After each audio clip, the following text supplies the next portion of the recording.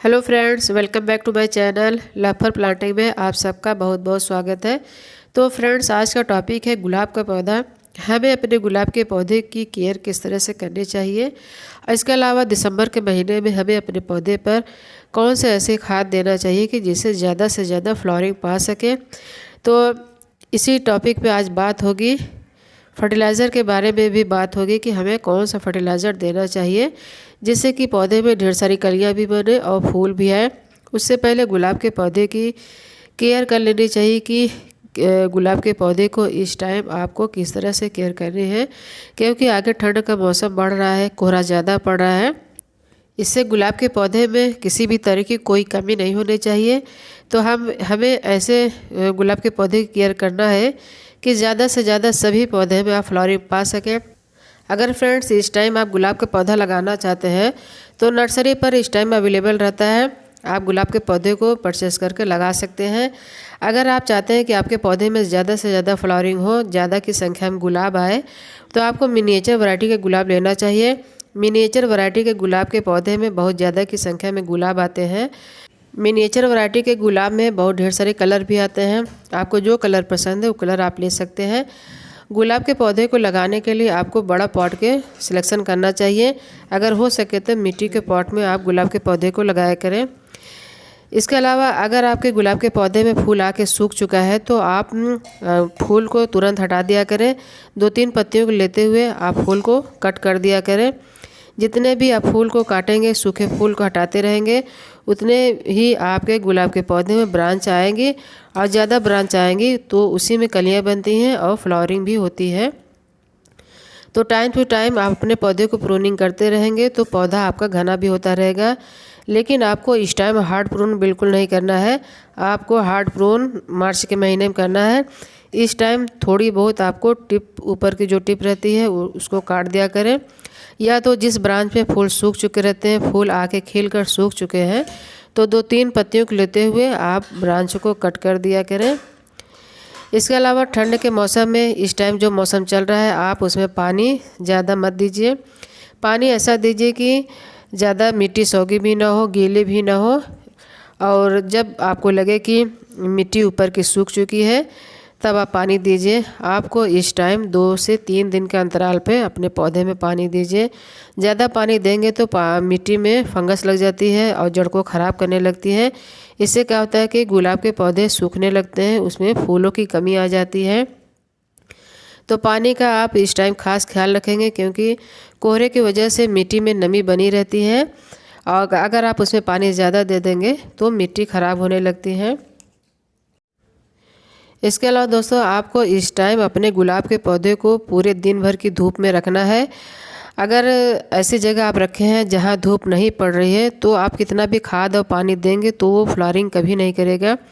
तो आप अपने पौधे को ऐसी जगह शिफ्ट करिए जहां दिन भर की धूप आती हो, तभी उसमें बहुत ज़्यादा की संख्या में ब्रांच आएंगी, नई नई पत्तियाँ आएंगी और कलियाँ भी बनेंगी। तो ज़्यादा फ्लावरिंग पाने के लिए आप अपने पौधे को धूप में रखिए। इसके अलावा आप मिट्टी को चेक करते रहें। गुलाब के पौधा आप जब भी लगाते हैं तो मिट्टी हल्की और भुरभुरी बनाइए। उसमें एक हिस्सा मिट्टी लीजिए, एक हिस्सा खाद और एक हिस्सा सैंड, तीनों को अच्छी मात्रा मिलाकर आप गुलाब के पौधे की मिट्टी तैयार करिए। और मिट्टी जितनी हल्की और अच्छी बनाएंगे, अच्छी मिट्टी में गुलाब के पौधा ग्रोथ करता है।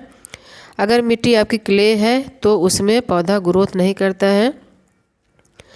इसके अलावा आप टाइम टू टाइम अपने पौधे को खाद भी दे दिया करें। महीने में एक बार गुलाब के पौधे को फर्टिलाइज़र ज़रूर दे देना चाहिए। और दिसंबर के महीने में ज़्यादा फ्लावरिंग पाने के लिए हमें कौन सा ऐसा फर्टिलाइज़र देना है जिससे कि ग्रोथ भी आए और फ्लावरिंग भी आए, नई नई ब्रांचेस भी निकलें और सभी ब्रांच में आप कलियां भी पा सकें। जैसा कि आप देख पा रहे हैं मेरे पौधे में काफ़ी ढेर सारी कलियां भी बनी हुई। मैंने जितना पौधा आपको दिखाया है सभी पौधे पर फ्लावरिंग भी हो रही है और जो न्यू न्यू ब्रांच आ रही है, न्यू ब्रांच पर कलियाँ भी बन रही हैं। जैसा कि आप देख पा रहे हैं इस वाले पौधे में ढेर सारी ब्रांच भी निकली है और जो नई ब्रांच आई है उसमें कलियाँ आ गई हैं। तो कलियों को बूस्ट करने के लिए, अच्छे फूल पाने के लिए, फ्लावरिंग को बड़े करने के लिए, फूलों का कलर निखारने के लिए तो हमें इस टाइम अपने पौधे को कौन सा खाद देना है। तो आज मैं जो खाद देने जा रही हूँ उसी के बारे में बात कर रही हूँ। आप चाहे तो उस खाद का इस्तेमाल करके अपने गुलाब के पौधे पर अच्छी ग्रोथ पा सकते हैं। इसके अलावा दोस्तों, आप अपने पौधे को चेक करते रहा करें। अगर आपके पौधे में पत्तियां ख़राब हो रही हैं तो ख़राब पत्तियों को आप हटा दिया करें। आप देख पा रहे हैं मेरे पौधे की जो पत्तियां हैं काफ़ी हेल्दी हैं और पत्तियों की साइज़ भी काफ़ी बड़ी है। तो इस टाइप का अगर आप पौधा करना चाहते हैं तो पौधे की आपको हमेशा केयर भी करते रहना है। अगर आपको लगे कि आपके पौधे में घास वगैरह उग आई है तो आप उसको हमेशा गुड़ाई भी कर दिया करें। महीने में 1 बार या 2 बार आपको गुड़ाई ज़रूर करनी है। तो यहाँ पे देखिए नीचे एकदम जो मैं दिखा रही हूँ ये नई सूट्स यहाँ से निकल रही है। तो ऐसे नए सूट्स पाने के लिए आपको पौधे को किस तरह से रखना है और उसको केयर हमेशा करते रहना है। इसके अलावा पौधे की अच्छी ग्रोथ को बढ़ाने के लिए अगर आपकी मिट्टी में नाइट्रोजन की कमी हो गई है तो आप होममेड फर्टिलाइज़र भी बनाकर अपने पौधे में दे सकते हैं। होममेड फर्टिलाइज़र क्या होता है, जैसे कि आप चाय की पत्ती अपने पौधे में यूज कर सकते हैं। जो आप चाय बनाते हैं, जो छन्नी में चाय की पत्ती बच जाती है उसको अच्छी तरह धो लीजिए और सुखा लीजिए। सुखाने के बाद आप अपने पौधे में दे देंगे तो पौधे की ग्रोथ तेज़ हो जाती है। उसका ग्रोथ का जो लेवल रहता है वो बहुत तेज़ हो जाता है। इसके अलावा जैसे कि आप देख पा रहे हैं जो सूखा गुलाब आया था, सूख चुका था, तो मैंने उसको काट कर हटा दिया है। अगर आपके पौधे में जो ब्रांच सूख चुकी हैं उस ब्रांच को आपको ज़रूर हटा दिया करें। पौधे में सूखे ब्रांच बिल्कुल नहीं रखना है और ना ही सूखी पत्तियाँ, ख़राब पत्तियाँ, इन सभी को आपको हमेशा चेक करके हटाते भी रहना है। तो देखिए यहाँ पे है मेरे पौधे में इतने सूखे ब्रांच थे तो मैंने इसको हटा दिया। इस टाइप के ब्रांच को आपको भी अपने पौधे में हटा देना है। सिर्फ उसी पौधे को आप रखिए जिस पौधे में अच्छी सी ग्रोथ हो रही है, पत्तियां आ रही हैं, नई नई ब्रांच भी निकल रही हैं, तो सिर्फ उसी ब्रांच को रखिए। और जिस ब्रांच में किसी भी तरह की कोई ग्रोथ नहीं है, ब्रांच सूखी पड़ी है, तो उस ब्रांच को आपको तुरंत हटा दिया करें। ऐसे क्या होता है कि पौधे साफ भी हो जाते हैं और फ्रेश भी हो जाते हैं और पौधा देखने में भी अच्छे लगते हैं। अब इसके बाद दोस्तों आप देख सकते हैं मेरे गुलाब के पौधे की मिट्टी जो है और ना ही गीली है ना ही बहुत सौगी है, मिट्टी बिल्कुल ठीक है। इस टाइप का मिट्टी आपको भी रखना है। और जो आपके गमले की मिट्टी के ऊपर सूखे पत्तियां झड़ी रहती हैं उन सारी पत्तियों को आपको हटा दिया करें। गुलाब के पौधे की मिट्टी सफाई बहुत पसंद है। आप उसमें सूखे फूल, सूखी पत्तियां, ख़राब पत्तियां, इन पत्तियों को हटाते रहा करें। और मिट्टी बिल्कुल इस टाइप की होनी चाहिए, बिल्कुल भूरभूरी, जैसा कि मैं दिखा रही हूँ। इस तरह की मिट्टी रहेगी तो ऐसी मिट्टी में पौधे की ग्रोथ बहुत तेज़ होती है। मिट्टी कभी भी सख्त नहीं होनी चाहिए। आप जब भी मिट्टी को छुएं तो इस तरह से मिट्टी हल्की और भुरभुरी रहे। इसके अलावा महीने में 1 बार आपको अपने पौधे में गुड़ाई ज़रूर करना चाहिए। 1 या 2 बार आप गुड़ाई कर सकते हैं। अगर आप गुड़ाई नहीं करेंगे तो उस पर घास वगैरह उग आती है, जिससे कि पौधे की जो जड़ रहती है वो ग्रोथ नहीं कर पाती है। इसके अलावा आप अपने पौधे को इस टाइम खाद कौन सा दे सकते हैं, तो यहाँ पे हमने वर्मी कंपोस्ट लिया है। ये है सीबीड। आप 1 चम्मच अपने पौधे में सीबीड ज़रूर दे दिया करें। इसके अलावा अच्छी फ्लावरिंग के लिए पौधे की जो फूल रहते हैं, फूल को क्वांटिटी को बढ़ाने के लिए 1 चम्मच हमने पोटास लिया है और 1 चम्मच हमने माइक्रो न्यूट्रिएंट्स लिया है और ये है डीएपी। आप अपने पौधे में महीने में 1 बार 2, 4, 10 दाने डीएपी ज़रूर दे दिया करें।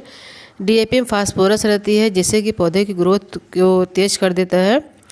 और पौधे में किसी भी तरह की फंगस या मिट्टी में कीड़े वगैरह फंगस लगे रहते हैं तो आपको फंगिसाइड 1 चम्मच ज़रूर दे देना चाहिए। तो ये खाद बहुत ही अच्छी तरह से मिक्स खाद है।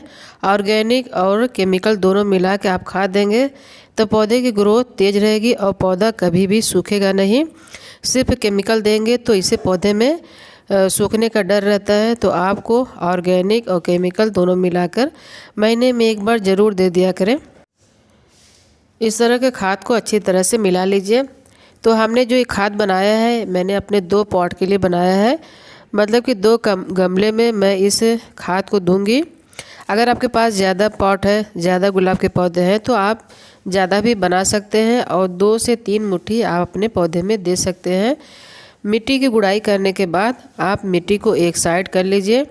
मिट्टी को स्टेम के पास करने के बाद किनारे किनारे आप अपने जो फर्टिलाइज़र तैयार किया है, जो खाद आपने तैयार किया है, उस खाद को 1 से 2 मुट्ठी अपने पौधे में दे दीजिए। अगर आपका पॉट छोटा है तो और कम भी कर सकते हैं, पॉट बड़ा है तो 2 से 3 मुट्ठी भी अच्छी तरह से दे दीजिए। बस दिसंबर के महीने में ये खाद हो चुका। अब आपको अगली बार खाद कब देना है? जनवरी के महीने में। तो महीने में सिर्फ एक बार आपको खाद देना है। इसके अलावा लिक्विड फर्टिलाइज़र, आप जो होममेड लिक्विड फर्टिलाइज़र बनाते हैं, जैसे कि प्याज के छिलके का जो लिक्विड फर्टिलाइज़र तैयार होता है या आलू के छिलके का लिक्विड तैयार होता है, आप उसको महीने में 1 बार या 2 बार भी दे सकते हैं, उससे कोई दिक्कत नहीं रहता है। लेकिन वर्मी कंपोस्ट और जो हमने केमिकल पोटास दिया है, इसको महीने में 1 बार देना है। और ये 1 लीटर पानी में आपको 1 ढक्कन ये ह्यूमिक एसिड है, ह्यूमिक एसिड को डालने से पौधे की जो फ्लावरिंग स्टेज रहती है बहुत तेज़ हो जाती है और फूल जो है कि काफ़ी दिन तक खिला भी रहता है, जल्दी ख़राब नहीं होता है। तो ह्यूमिक एसिड केमिकल नहीं है, ये ऑर्गेनिक फर्टिलाइज़र है। इसको आप लिक्विड भी दे सकते हैं और दानेदार भी रहता है, आप दानेदार भी दे सकते हैं। तो 1 लीटर पानी में 1 ढक्कन मिलाने के बाद दोनों गमले में आप आधा आधा पानी दे दीजिए। इस तरह से खाद देने के बाद आप ह्यूमिक एसिड भी दे सकते हैं। अगर आपके पास नहीं है तो आप इसको स्किप भी कर सकते हैं। अगर आपके पास है तो दे सकते हैं। इससे क्या होता है कि गुलाब के पौधे में फूल के साथ साथ पौधा काफ़ी घना और हेल्दी रहता है। पत्तियों का कलर बहुत अच्छी तरह से निखर कर रहता है और पत्तियों की साइज़ जो रहती है बहुत बड़ी रहती है। तो यही सब खाद आप इस टाइम दे सकते हैं। तो तब आप देखेंगे ठंड के महीने में गुलाब की फ्लावरिंग बहुत तेज़ हो जाएगी और फूल काफ़ी दिन तक खिले भी रहेंगे। इसके अलावा फ्रेंड्स, अगर आपको लगे कि आपके गुलाब का पौधा ख़राब हो रहा है, पत्तियां ख़राब हो रही हैं, तो आप चाहें तो फंगिसाइड पानी का स्प्रे भी कर सकते हैं, या तो फिर आप बेकिंग सोडा का पानी 1 लीटर पानी में 1 चम्मच मिलाकर आप उसका अपने पौधे भी स्प्रे कर दिया करें। पौधे की जो पत्तियां फंगस लग जाता है वो फंगस नहीं लगेगी। आपको फंगस कैसे चेक करना है? पत्तियों में छोटे छोटे दाग पड़ जाते हैं, धब्बे पड़ जाते हैं, उसी को फंगस कहते हैं। तो बस दोस्तों, आज के लिए इतना ही। उम्मीद करती हूँ वीडियो अगर अच्छा लगा होगा तो लाइक शेयर कमेंट करिएगा, चैनल को सब्सक्राइब करिएगा। मिलते हैं किसी नेक्स्ट वीडियो में, तब तक के लिए थैंक